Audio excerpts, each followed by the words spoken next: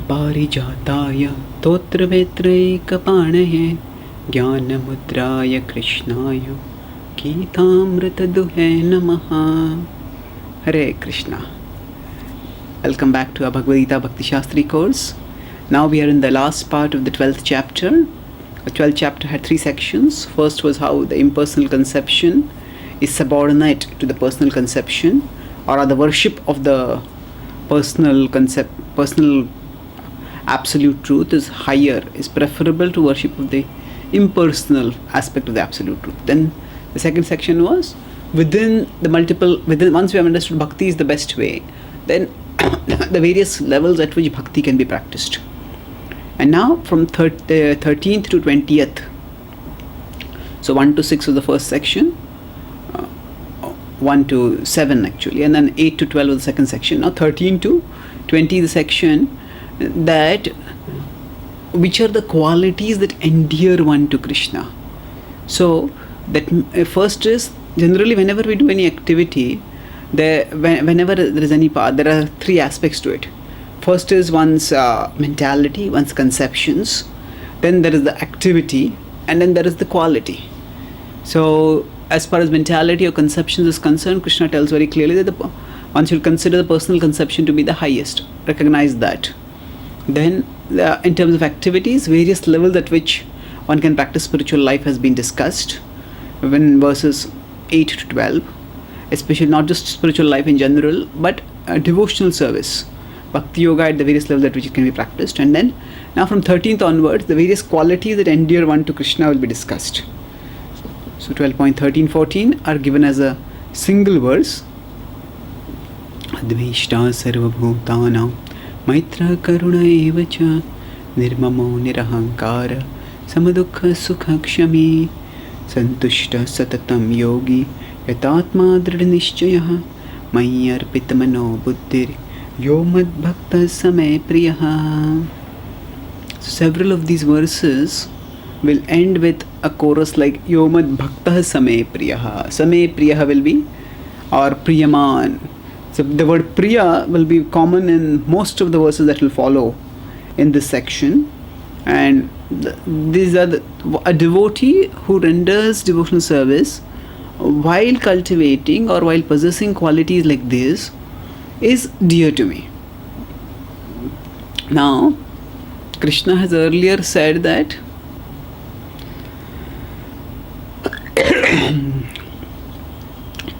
he continues to care for and protect and value even the sinful. In 9th chapter, in 30th and 31st verses, Krishna has explained how he values everyone.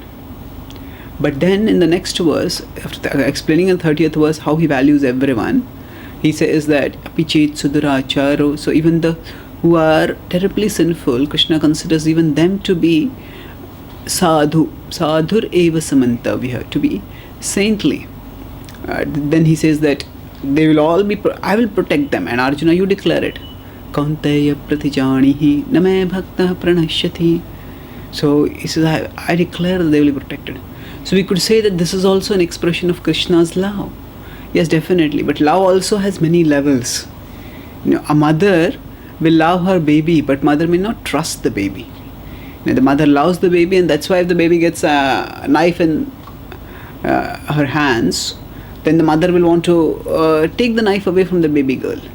Why? Because that baby girl doesn't right now have the understanding of how to use the knife properly. So love can be of multiple levels. But suppose the same baby girl grows up to become a responsible and intelligent daughter, then she can take the knife and she can do excellent cooking in the kitchen. So what that means is that time the mother has got not only love but trust.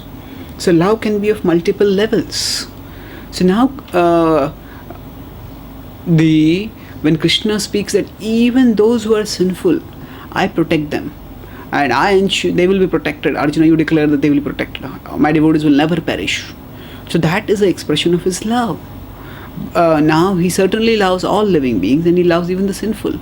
But then there are, as we have discussed earlier, Krishna is not partial, but he is reciprocal. So naturally, those devotees who reciprocate with him more and more attract his attention more and more. They love him. They carve a greater and greater place in Krishna's heart for themselves because of their devotion. So now in this section, Krishna will describe how when devotee, so anybody who is practicing devotional service, that person is dear to Krishna. At the same time, if devotees also have virtuous qualities, then that endears them to Krishna all the more. So in this section, Krishna is telling us that it is not that we should just assume that we cannot whitewash ourselves just because we are devotees. The idea of whitewashing is making somebody completely blame free. Oh, this person is very good. There's no fault on the side of this person. This person is a perfect virtuous person. That's called whitewashing. Now we cannot whitewash it. We should not let devotional service become our whitewash. No, actually devotional service has the potency to truly whitewash us. Now whitewash not in the sense of giving us a external appearance of whiteness. Now generally the color white often signifies purity. So the whitewash shows that bhakti can give us is not just external, it is also internal. It's not just external that a devotee should look clean and pure, but internally also a devotee should have clean and pure desires. And bhakti will truly internally whitewash us, but that is a process, and we have to let the process act on us. Now all of us are works in progress. Now without the connection of Krishna, then our progress may take many lifetimes, and in between there might also be regress. So we might be works in regress also. A work in progress refers to something that is right now going on. If something is being cooked in the kitchen, at that time, before it is being cooked, say delicious puris are going to be made, but when they are in the stage of atta, they do not, or even if the atta is made made into dough and it is being rolled, at that time it doesn't generally water the mouth of anyone. Why? Because at that stage it's a process, it's a work in progress. So like that, all of us are right now are works in progress. Now how do we progress? It is Krishna who is working on us, and to the extent we cooperate with Krishna, to that extent we progress further and further towards perfection, faster and faster towards perfection. But at the same time, it is we who are works in progress, and it is we who have to actually take the responsibility of progressing. Nobody else can take that responsibility for us. And that means that we should actually let Krishna purify us and elevate us and ultimately liberate us. And that involves also, now this does not mean that a devotee has to necessarily strive for qualities independently of bhakti.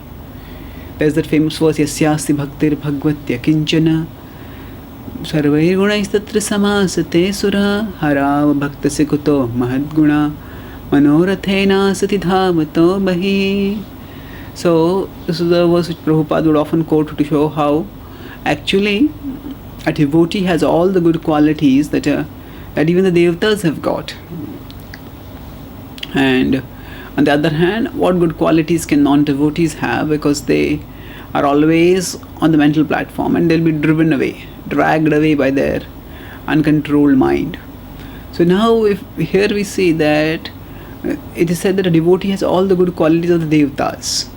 Now do the devatas really have good qualities? We see Indra tries to seduce the wife of Gautam Rishi, Ahalya, or even Brahmaji runs after his daughter. So do the devatas really have good qualities? Actually speaking, those are only very rare misdeeds on the part of these devatas, and because they are so rare, so that's why they are talked about in the Vedic literature. So the idea about talking about them is that the primary purpose is that these are such great personalities that improper behavior from them is so extraordinary so unlike extraordinary, not in the positive sense, but in the negative sense, so unlikely, so improbable, so uncharacteristic, that when it happens, it becomes noteworthy. If a 3-month-old baby cries, all 3-month-old babies cry. So that is normal, and that will not come in the news. If a 3-month-old baby cries, nobody is going to make that in the newspaper headline.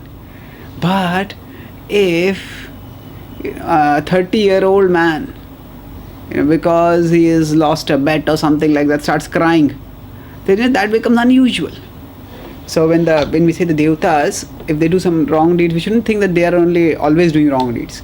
They normally are they are virtuous in their behavior. They are dharmic, and the point of talking about the misdeeds of the devatas is to illustrate how the power of illusion is so great that even such great personalities can be overcome by its power. So, but in general, devatas have good qualities. Now, if we look at the section in the Bhagavatam where this verse comes, Yasyasti Bhaktir Bhagvatya Kinchana, the section is primarily glorifying the process of bhakti. So, the verse emphasis is that actually bhakti will engender good qualities, whereas abhaktas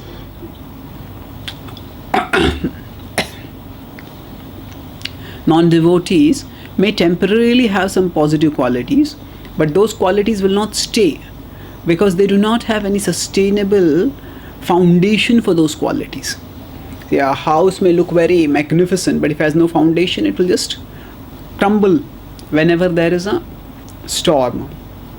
Similarly, the good qualities that people have, if they don't have a devotional foundation, then their qualities are based, their cultivation and dedication to those qualities is based on some conceptions, some worldly conceptions. Oh, this is good for me, this is good for others, this is how I should behave.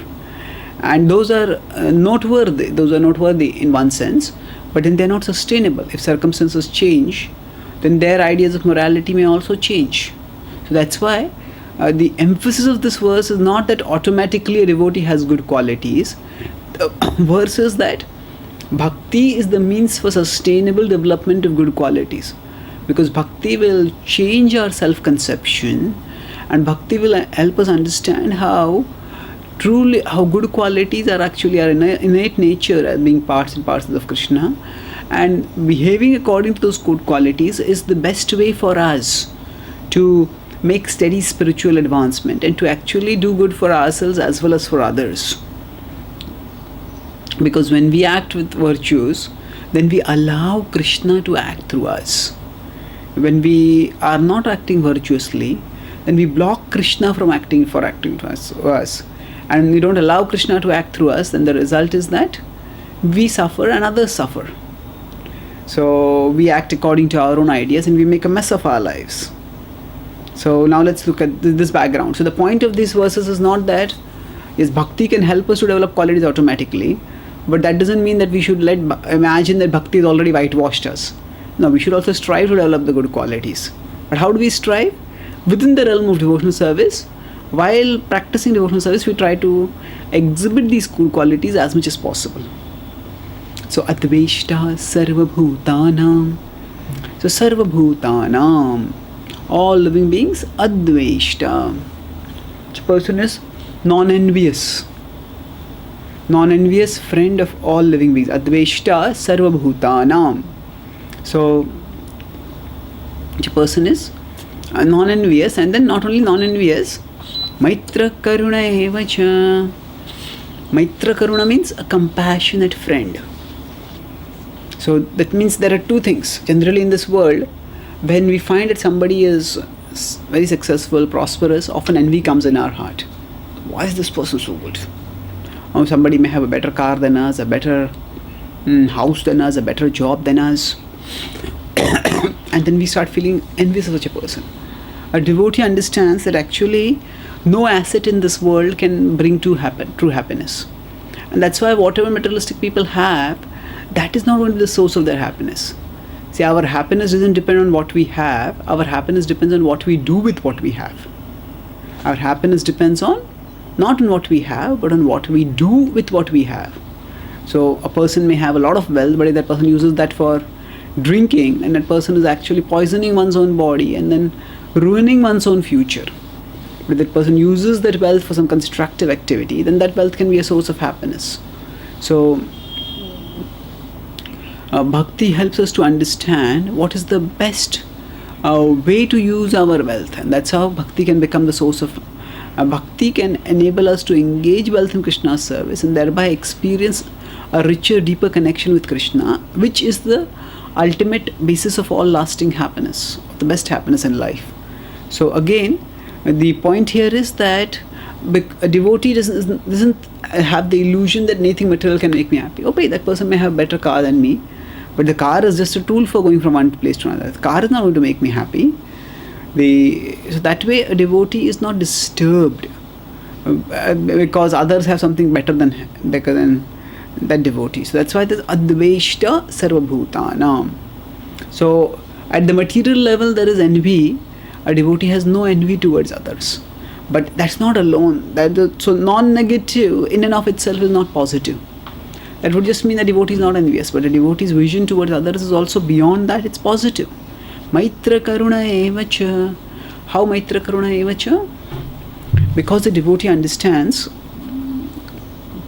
that everyone is a part of the same one family of the Supreme Lord. We are all children and we are all related in Krishna's family, and that's why Maitra Karuna, one is a well-wishing friend of all living beings. And then Nirmamo Nirahankara Samadukha Sukha Kshami. So Krishna has talked about Nirmama and Nirahankara several times. The first time he talked about it was in 2.71. 2.70 was Apuryamanam and 2.71 was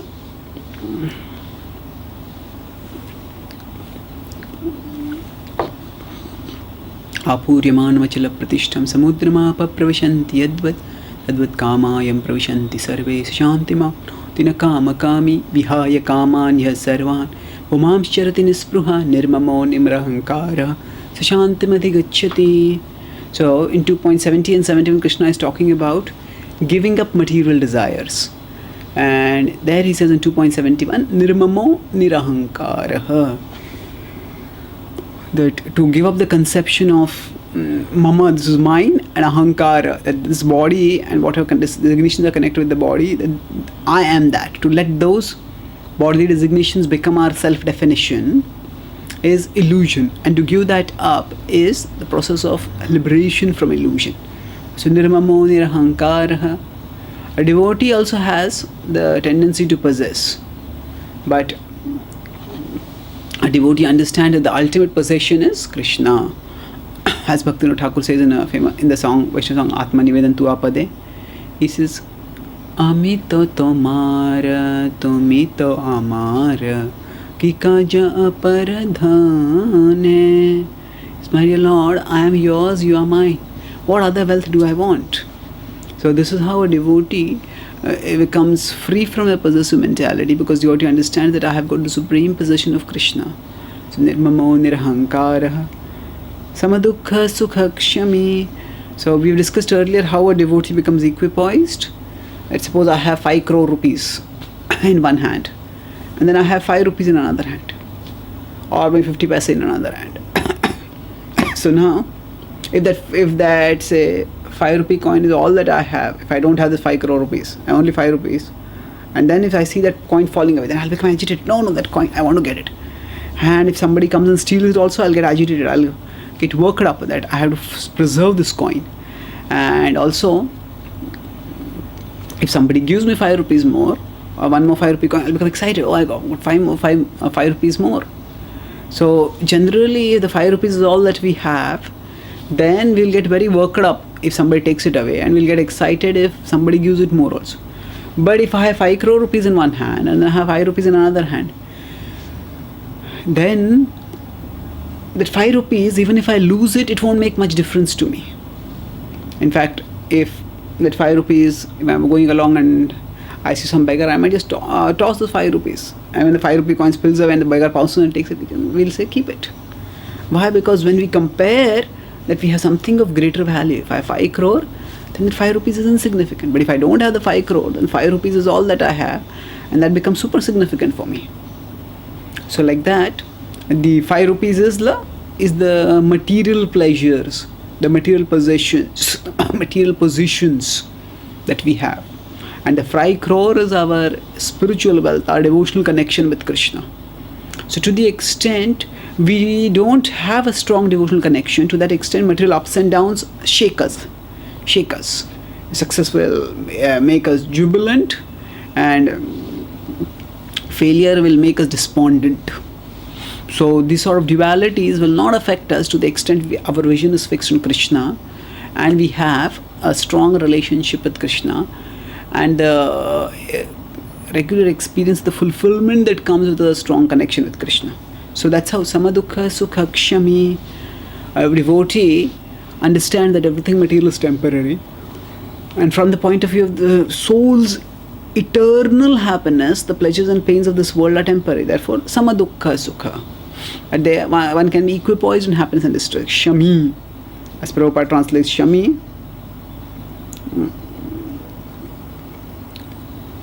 has forgiven. The word Shami is related with the word Shama. So even if somebody offends a devotee feels no big deal about it. I don't have to get worked about it. We'll discuss about this a little bit later. Then Satushta Satatam Yogi. Because the devotee delights in one's internal connection with Krishna, that's why devotee doesn't matter too much about worldly things. Santushta Satatam Yogi. Devotee is a yogi. Why? Yogi is one who strives for a connection through yoga. So devotee is striving for a connection with Krishna through bhakti yoga. And then Santushta Satatam. A devotee is always satisfied, because devotee understands that ultimately the relationship with Krishna and the service to Krishna is all that I need. I don't need anything else. And this brings the life supreme satisfaction. Therefore, now that I have this, I don't have to worry about anything else. Then Yatatma Dhrida Nishchayaha Yatatma, self-control. Strongly determined. Dhrida Nishchayaha. Now we shouldn't imagine when we reach such exalted qualities of a devotee that all this comes easily and naturally. Sometimes people have the idea that we see some very advanced saintly devotees. They are very humble, very tolerant, very gentle mannered, and we may wonder when we see such devotees, advanced qualities, that they are at such a high level. I can never attain that level. Therefore, let me stay where I am. So we sometimes think that the qualities of advanced devotees are just something, are their congenital assets, are something that they have got from birth. Actually, even most material skills are not congenital assets. If somebody is a phenomenal tennis player or a phenomenal cricket player, even they often have to practice. Then they develop those good qualities, their virtue. Somebody may be excellent spin bowler, leg spin bowler. But then that is not that the person was born with fingers. That is not that the person came out of the mother's womb with a ball and the person started swinging it and started throwing it leg spin balls. Even if the person may have a little bit talents, actually, even to express material talents requires work. So same way, a devotee should understand that even if some other devotees seem to be very tolerant, very advanced, and you think, I don't have these qualities, this devotee must have done a lot of advancement in their previous life. Well, it may be, but that doesn't mean that it was struggle-free. See, when they went through it, they had to struggle. So similarly, we had to struggle for it. Now, if we think, I cannot behave like those advanced devotees because they have done so much bhakti from previous life. So what do I do then? Then I just keep on my lackadaisical practice. And what will happen is, who knows?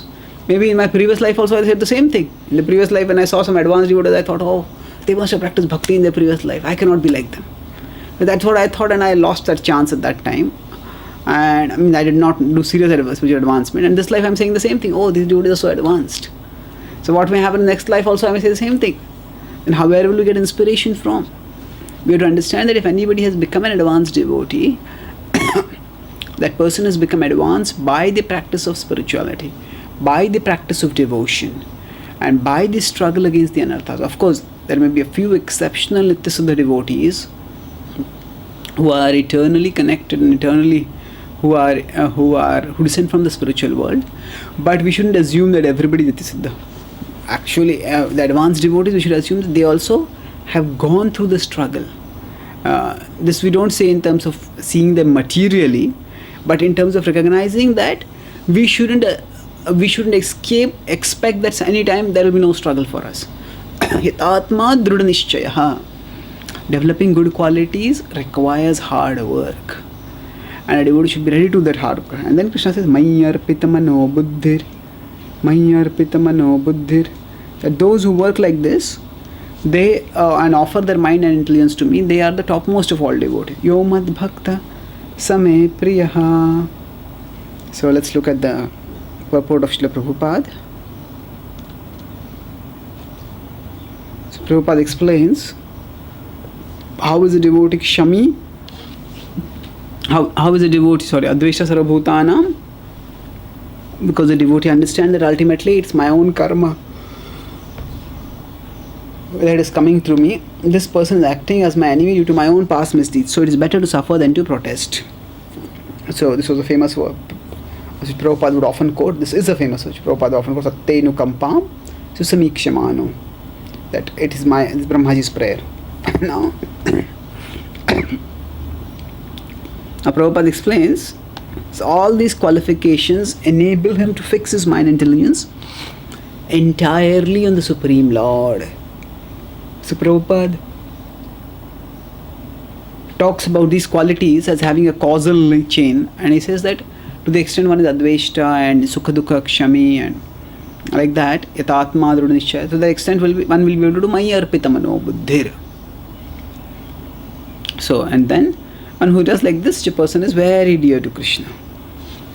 So now let's look at the next verse. Yasman no dvijate loko, lokan no dvijate chaya, harsham arshabhayo dvegair, mukto yah sacha me priyaha. Yasman no dvijate loko, by whom people are not disturbed. Lokano dvijate chayah, and who is not disturbed by people. Harsham arsha bhayo dvegair. Harsha is happiness, amarsha is distress, bhaya is fear, and udvega is anxiety. So these are the forces that these are the emotions that may agitate the mind. The representative of the various emotions. There is excitement, there is dejection, there is fear, and then there is anxiety. So all these are representative of the gamut of the emotions the mind can go through, and a devotee does not allow such a mind to come between himself and Krishna, between oneself and Krishna. So mukto yah sacha me priyaha. Mukto, person who is mukta, who is free from arsham arshabhayo dvegair. Such a person is very dear to Krishna. So now we may wonder, how is it that a devotee does not agitate anyone or is not agitated by anyone? Actually, we may say that when we share Krishna consciousness with others, people get agitated because they are living lifestyles and they are having entertaining conceptions which are contrary to the conceptions of Krishna. And when we present the principles and practices of Krishna consciousness, people get agitated. So is it that actually we are agitating people, and if we are agitating people through our outreach, then is it that we are not actually doing outreach properly?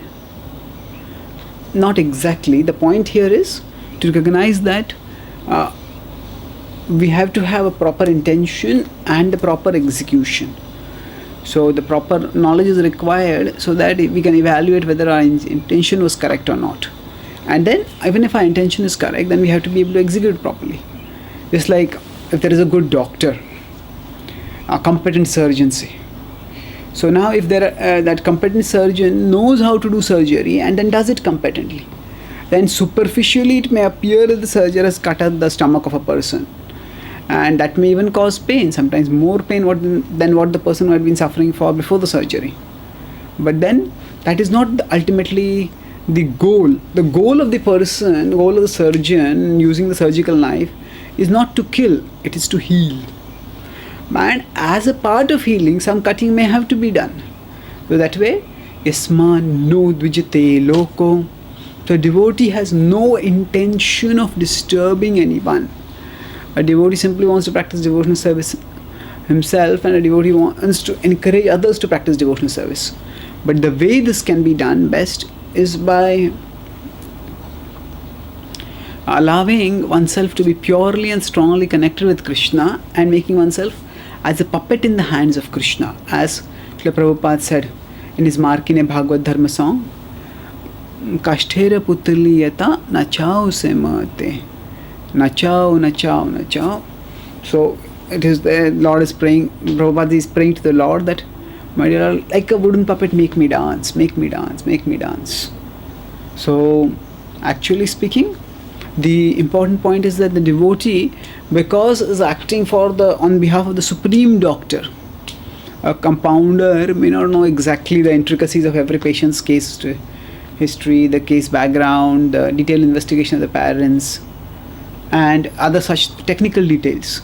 But if the patient comes to know, if the compounder, if the nurse or the person treating in a person taking care in the hospital comes to know what are all the precautions that to be taken while treating a particular person, and that the person learns from the doctor, chief doctor, then that person will be able to care for the other person quite well, much better than what would have been able to do otherwise. Same way, yasman no dvijate lok, because the devotee is working on behalf of Krishna, who is supreme doctor, and in that sense the devotee is acting as the assistant doctor.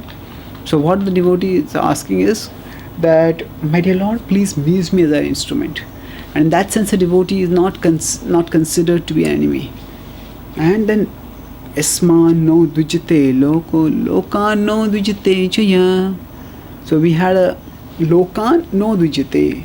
How can a devotee not be disturbed by others?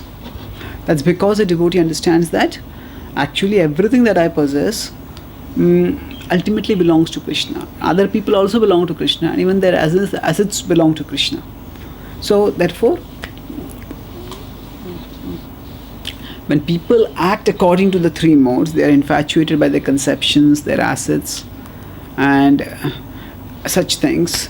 At that time, a devotee, recognizing that these people are just puppets for according to the modes, doesn't allow oneself to get disturbed. That's how. Loka no dvijate chaya. Srila Prabhupada, sometimes with their construction delays or such things, Prabhupada would strongly send letters highlighting the problems.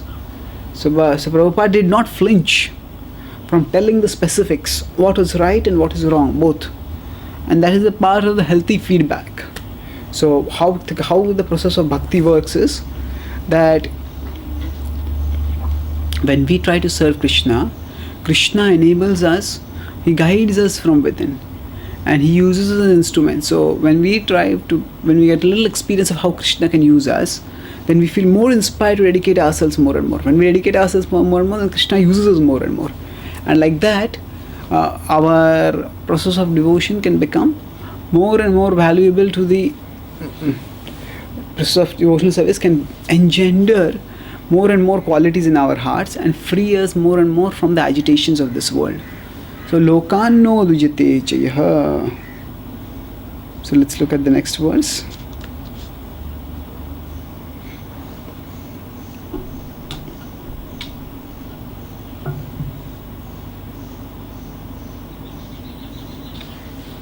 Anapeksha shuchirdaksha udasino gatavyatha sarvaramba parityagi yo mad bhaktah same priyah. So anapeksha, paksha is partiality or group. Anapeksha is one who does not take any sides. Shuchir daksha, shuchi is clean. Daksha is expert. Udasino gatavyatha. Udasina, a devotee is not attached to anything material. Gatavyatha, The lamentation devotee is given up. Sarvarambha parityagi, that one who gives up the endeavor for such gratification. Yomat bhakta samay priyaha, such a person is very dear to me. So anapeksha shuchir daksha, udasino gatavyatha. So anapeksha shuchir daksha. This is all describing the various qualities of a devotee. The various qualities of a devotee are anapeksha shuchir daksha. So how do now Prabhupada would often tell that devotees should not, devotees don't have to take part in theopolitics that often takes place in metropolitan countries. So theopolitics refers to the complex network of or nexus between religion and politics. So theopolitics is something which leads to a lot of people taking off on their own projects and putting them on their own pursuit of power and position, and they jockey for power and position, and then they claim that we are doing this in the name of God. So devotee is anapeksha. So devotee doesn't take such sides. Devotee doesn't want political alignments with others. So devotee simply wants to serve Krishna. Shuchi. So some of the qualities we discussed earlier, so we won't go too much into discussing them now. Shuchi daksha. Shuchi is cleanliness. Prabhupada explains external and internal cleanliness. External is by bathing, internal is by cultivating pure thoughts. Daksha is what? And the devotee tries to excel in the branch of service to Krishna that has been allocated to that particular devotee. So that's daksha. We see Srila Prabhupada was daksha, and so many things. He had such a vast knowledge of such a vast variety of subjects. In the early days of our movement, it said that the devotees felt that when Prabhupada started cooking, they said Swamiji's knowledge of cooking recipes is as vast as knowledge of Sanskrit verses. Prabhupada is a discovery that is cooking for them. Similarly, whatever a devotee does, it is ultimately for the good of everyone. And the devotee is expert. Not that the devotee will necessarily be expert materially in all skills. The ultimate expertise is that the devotee has a sincere desire to serve Krishna, and Krishna reciprocates with that desire, sincerity, and gives an answer which may well help a devotee to find out what Krishna has wanted that person to do. And so now sarvarambha parityagi, a devotee gives a small selfish endeavor. So ultimately, on spiritual life, spiritual advancement, a journey from selfishness to supreme selflessness. Supreme selflessness is absorption, pure service to Krishna. So this is the journey which everyone has to take, and Sarvarambha Parityagi contributes to that journey. So now,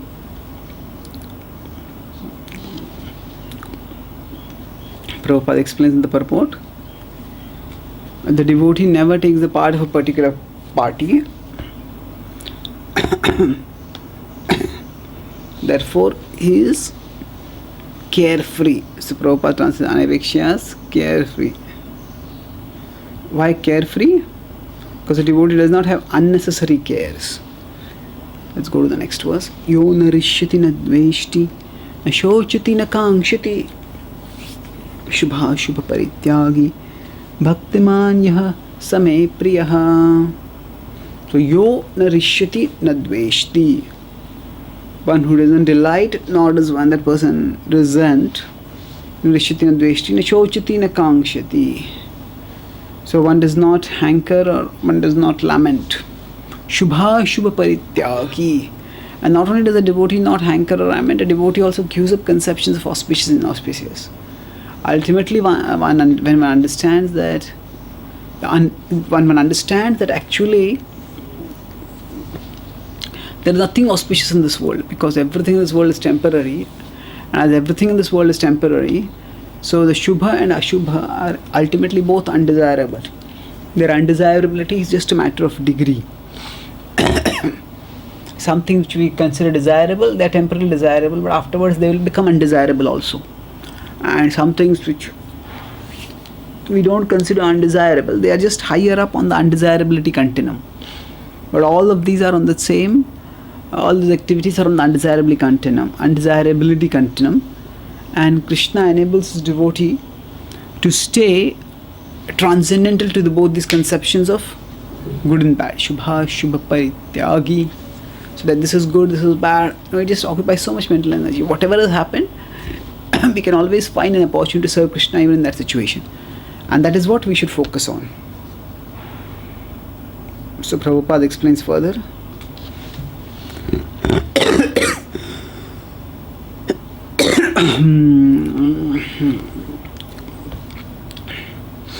So nothing is as important in discharge of this devotional service. It's the most important thing for a devotee. For that a devotee becomes very dear to Krishna, and the devotee is ready to sacrifice everything for Krishna's sake. Samashatrau cha mitre cha tatha manapamanayo sitoshnu sukha dukkheshu samasanga vivarjitah tulya ninda stutir mauni santushto yoina kenachit aniketah sthirmatir bhaktiman me priyo naraha. Samah shatrau cha mitre cha thamayavamanayo. So now here Krishna is continuing the point of view of equipoised attitude. So now here we wonder that Krishna is actually talking most qualities from the point of view of neutrality, not from the point of view of a devotional passion, not from the point of view of a spiritual friend. We are taking this off from a wrong perspective because of the inadequate understanding of how a spiritual culture that is timeless is to be applied practically in current times. That is the challenge. And a devotee recognizing that spiritual happiness is eternal. So whatever be the changes happening at the material level externally, let them not affect my spiritual practices, my spiritual advancement. Let me just focus on the steady practice of devotional life. Thamana, pamanayo. So all these equality and inequalities we just skip. Understand that they are just part of qualities. It is part of day-to-day conduct. Shitoshna sukha dukkheshu. So all these duality, what happens? Samaha sanga vivarjitaha. Sanga vivarjita. Actually, sanga vivarjitaha. Sanga means attachment. Vivarjitaha means to give up. So all material attachment and material connections, material relationships, a devotee gives them up. Then aniketah sthiramatir. Then it's further described. So santushto yena kenachit. So santushta satam yogi was already there earlier. Now santushto yena kenachit has again come. The idea is that a devotee is satisfied with whatever situation, because the devotee is not in that situation. The devotee is situated in one's connection with Krishna, and that connection with Krishna is the basis of supreme fulfillment. But here, aniketah sthiramatir, this is a very beautiful concept which Krishna has talked about in this section. Aniketah sthiramatir. A devotee's body may not have a fixed residence. Aniketah. Niketan is house. Niketan is a house. Aniketah is one who doesn't have any house. So a devotee may be a traveling preacher or something like that, and you say the devotee doesn't have any house. But at that point, a devotee already has an inner house, just by virtue of being a devotee. And that inner house is aniketah sthiramati. That inner house is one's connection with Krishna, one's inner remembrance of Krishna. And it says, Bhaktiman me priyo naraha. Such a person who has special attraction for me. Bhaktiman me priyo naraha. Me priyo naraha. Such a person among all devotees is most dear to me. Now after describing this, Krishna goes to the last verse of this chapter. So wherein he will summarize basically.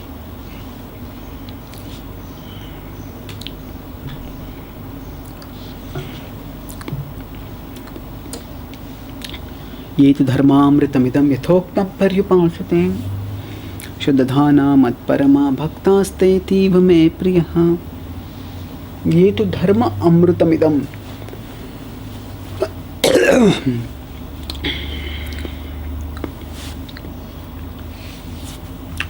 Idam is this. Dharmamritam is the nectar of religion. Ythoktam paryupasate. That as I have spoken, so one hears and understands.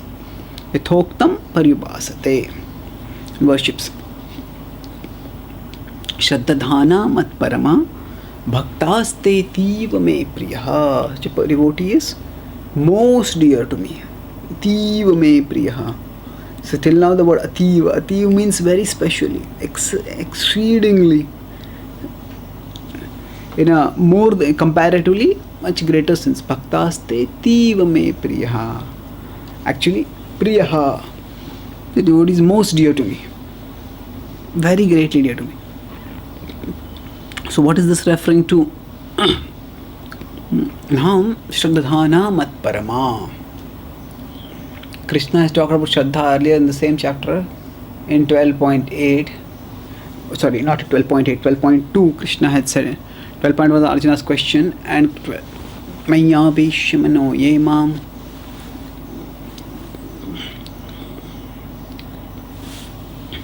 Ityukta upasate Shraddhaya parayopetas te me yuktatamo mataha. So in the first verse of this chapter, Krishna has talked about Shraddhaya and parayopetas, transcendental faith. And here in the last verse of this chapter also Krishna talks about Shraddhadhana. So in a sense, the devotees, the flow of thought that Krishna has started from 12.2, in a symmetric sense, he comes back to the similar point in 12. In the next, at the end of the same chapter. So the point which is mentioned in the first verse, Shraddhadhana. So Shraddha. So that Krishna is saying you have to have faith. Shraddhadhana mat parama bhaktaste tiva me priyaha. That means such a devotee is most dear to me. So what is it that makes such a devotee dear? Actually, there are many things which are possible. The way a devotee speaks, the way a devotee is very expert with words, a devotee comes with catch lines, a devotee develops something called a personal charisma. Then at all these situations, the person will start thinking, oh, all these are the reasons for actually becoming, are all of these reasons for becoming, when a devotee understands that these are all processes, that all these, dharma amritamidam yathoktam paryupasate, dharma amrita, the nectar of religion. When this is the means by which I can become purified, elevated, liberated. So yathoktam paryupasate. As one has heard, one starts worshipping them. There's a chant, Shraddhadhana mat parama, understanding me to be the supreme goal. Each person is very dear to me. So now different acharyas have explained this tiva in different ways. Some acharyas say that actually this refers to that one who accepts the principle of devotional service and starts practicing with faith. So faith is the greatest quality. All the other qualities engender one to Krishna, but faith engenders one to Krishna the most. But beyond that, a devotee also wants to make sure that actually the path of spiritual life is not just, as we said earlier, a whitewash. One has to sincerely and seriously practice spiritual life. And to the extent one is ready to practice that spiritual life, to that extent one studies spiritual advancement. So therefore, and recognizing this fundamental point, a devotee focuses on the practice of pure devotional service. And one who has that faith in the potency of pure devotional service, the person is very dear to me, the Lord says. Bhaktaste tiva me priyaha. Tiva me priyaha. The person is very dear to me. So Prabhupada writes in the purport that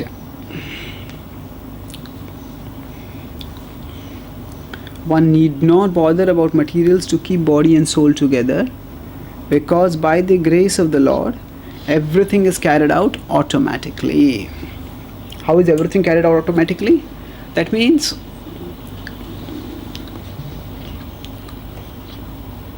there are some companies which provide some perks also. They might provide some accommodation, they might provide transportation, they might provide medical assurance, medical insurance.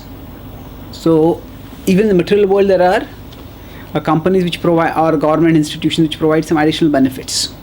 So when a person when a person is working in such a place, the person is not excessively worried about other things. If I am working in an institute which is going to take care of my health claim, medical part and my other parts, then I don't have to bother too much about everything else.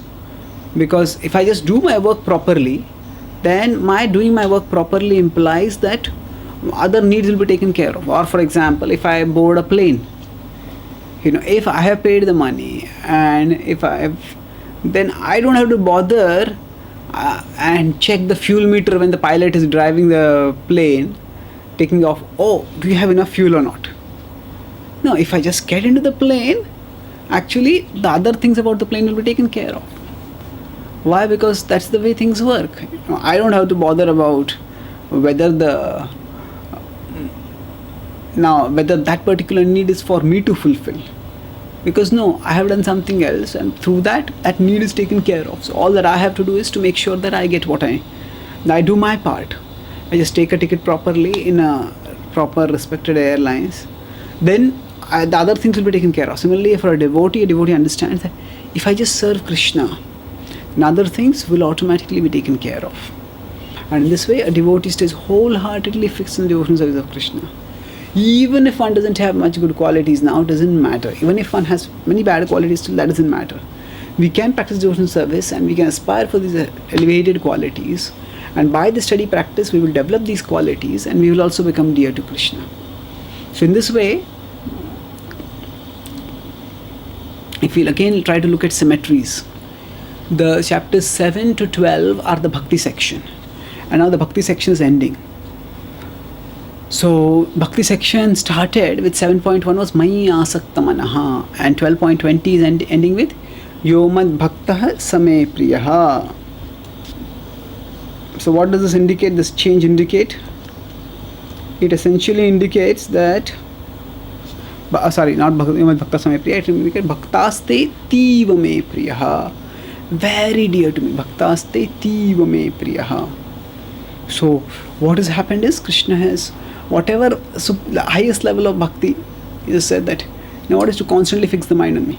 So that was said earlier in the sixth chapter, and also that the yogi may go through the various stages of yoga and ultimately come to elevated stage. But the most elevated yogi is one who fixes the mind on Krishna. And the alternative way to practice that, to attain that same perfection of fixing the mind on Krishna, is through bhakti yoga. And that was delineated in chapters 7 to 12. And from the next chapter onwards, Krishna will talk about Gyan Yoga and how Gyan Yoga is connected with Bhakti Yoga, or rather how Gyan Yoga culminates in Bhakti Yoga. So let's look at a quick overview of the middle 6 chapters to understand what is happening. In the 7th chapter, Krishna basically, 7th chapter is called as Knowledge of the Absolute, in which Krishna introduces us to how he pervades material world and how ultimately different people, some are surrendering to him directly, some indirectly, some deride him, and some approach him inquisitively. So he describes these various categories of people. Basically, 7th chapter provides us the intellectual foundation for leading a life of devotion by telling about Krishna's immanence, by telling about Krishna's transcendence, by telling about the superior position of Bhakti Yoga over all other processes in one consolidated place. Then after that, from the 8th chapter, 6th chapter, Krishna is talking about Ashtanga Yoga. So 8th chapter compares Ashtanga Yoga and Bhakti Yoga and establishes how Bhakti Yoga is preferable because it is easier, sulabhaha. And then Krishna also says in that same chapter, one doesn't have to worry about other things, whether one is dying at the right time or not. No, the Lord will make sure that for a devotee everything will work out right. And then after that, in the 9th chapter, Krishna has focused on the most confidential knowledge, that is the knowledge of pure devotional service, which works in various ways, and which the various glories of the process of pure devotional service are described. First, Krishna's position is described, then the various kinds of people, the Mayavadis, the Ananya Bhaktas, and then the 3 kinds of Jnana Yogis. The Jnana Yajna performers are described, Ekatvena, Pruthatvena, Bahudha. Then how a devotional service elevates one beyond one's inherent faults and one's incidental faults, and how devotional service is very easy to perform as compared to demigod worship, and how devotional service gives eternal results.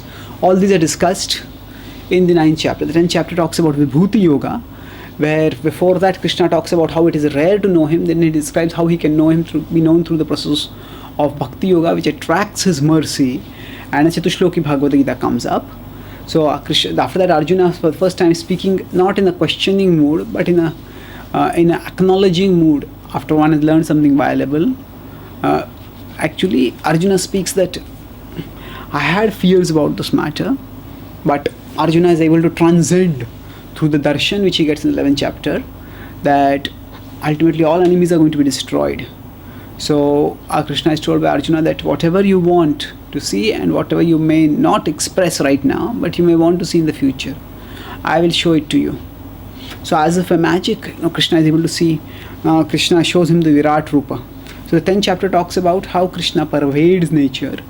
After Arjuna accepts Krishna's glories, then to help materially minded people think of Krishna, Krishna outlines Vibhuti Yoga at Arjuna of Arjuna, and then after that, at the behest of Arjuna, then 11th chapter is again at the behest of Arjuna. Krishna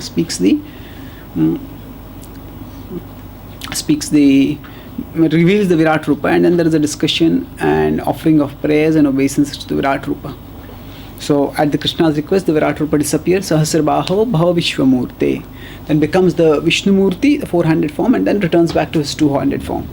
And there also the conclusion is Bhakti is the best way. And the 12th chapter, another common conception is, does Bhakti lead to Gyan or Gyan lead to Bhakti?